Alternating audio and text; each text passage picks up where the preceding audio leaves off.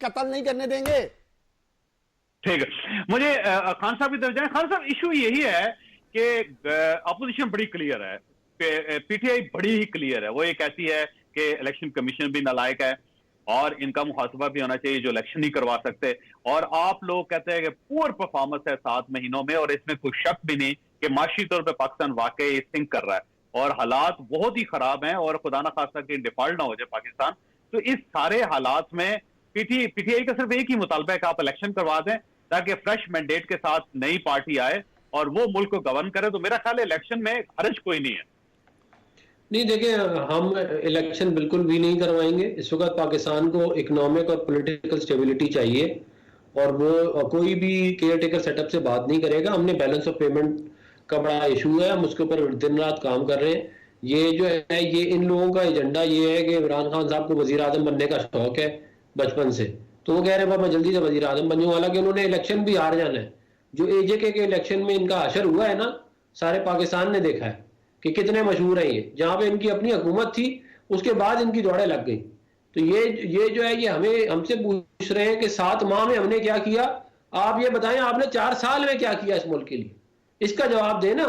मैं तो कहता हूं कि हमने 11,000 देखिए, सारी बातें अपनी जगह पे, लेकिन मुल्क वाकई ही खतरनाक सूरत हाल का शिकार हो गया। कहीं ऐसा ना हो कि आपकी जो जाती लड़ाई है वो मुल्क को लेकर बैठ जाए। नहीं, देखिए, हम हमारी किसी के साथ कोई जाती लड़ाई नहीं है। हमारी जो लड़ाई है वो पाकिस्तान के लिए। हम ये कोई वक्त नहीं है कि हम केयर टेकर सेटअप लगा के इनको जो है वो इलेक्शन कराएं। हम बिल्कुल भी नहीं ये काम होने देंगे। हाँ, इस वक्त पाकिस्तान के अंदर फेडरल गवर्नमेंट स्टेबल होनी चाहिए, पॉलिटिकल स्टेबिलिटी, इकोनॉमिक स्टेबिलिटी होगी। ये हम अपने पेमेंट्स वगैरह अगस्त तक हम बिल्कुल इकोनॉमी को स्टेबलाइज करेंगे। उसके बाद फिर अगली हुकूमत आ जाए, वो आके जो भी फैसले करे, कोई मसला नहीं है। इस तरह तो नहीं हो सकता ना कि किसी की ख्वाहिश के ऊपर हम जो है वो, हमने आपकी ख्वाहिश के ऊपर इलेक्शन नहीं कराया ना। आप तो अप्रैल से चीख रहे हैं कि जून में इलेक्शन हो रहा है, जुलाई में इलेक्शन हो रहा है, सितंबर में इलेक्शन हो रहा है, अक्टूबर में हो रहा है, नवंबर में हो रहा है, अब दिसंबर में हो रहा है। अभी अगले 6-8 माह भी आप यही लगे रहेंगे। आप लगे रहे ना, पहले हमने कराया ना इंतजाम कराएंगे। आपने 2014 से 2018 भी देखिए देखिए खान साहब, आपका मौकफ सख्त हो सकता है, लेकिन इसमें 2 चीजें नहीं है जो डेवलपमेंट हुई है। एक तो इसहाक डार साहब बार बार प्रेसिडेंट साहब के साथ मिल रहे हैं और अगले इलेक्शंस के लिए ही बात ये मुलाकात हो रही है और मामला आगे बढ़ रहे हैं। एक चीज तो ये है जो बड़ी मेरा ख्याल है खुशाइंद भी है और उसका कुछ ना कुछ फायदा पाकिस्तान को होगा। और दूसरी जो चीज है वो है आसिफ अली जरदारी साहब का एक फार्मूला। आसिफ अली जरदारी साहब चौधरी शुजात साहब से मिले हैं। चौधरी शुजात साहब अब एक पैगाम लेकर परवेज इलाही साहब से मिलेंगे और उसमें चौधरी परवेज इलाही साहब को तैयार करेंगे वो।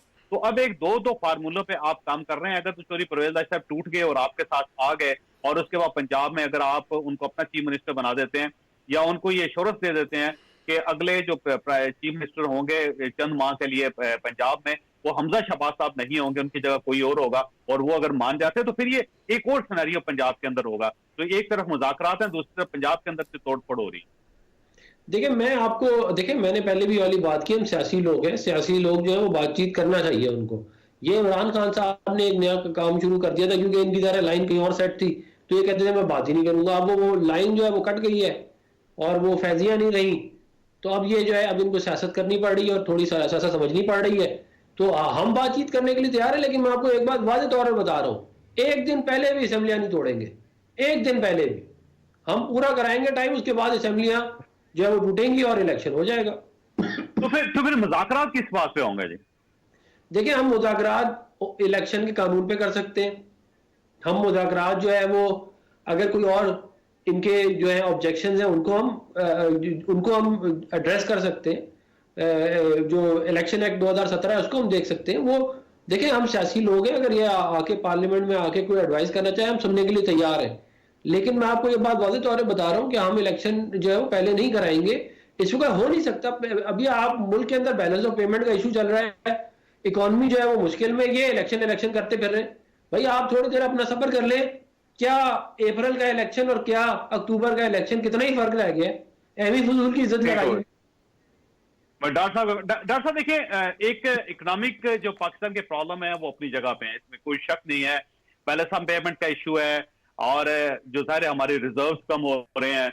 इसके अलावा जो डिफॉल्ट रिस्क है वो बढ़ रहा है। इमरान खान साहब उस चीज को अच्छी तरह समझते हैं तो जब ये अगर फर्ज करें पाकिस्तान डिफॉल्ट ही कर गया या हमारे पास बैलेंस ऑफ पेमेंट उसको ही इंश्योर ना कर सके, तो फिर अगर पाकिस्तान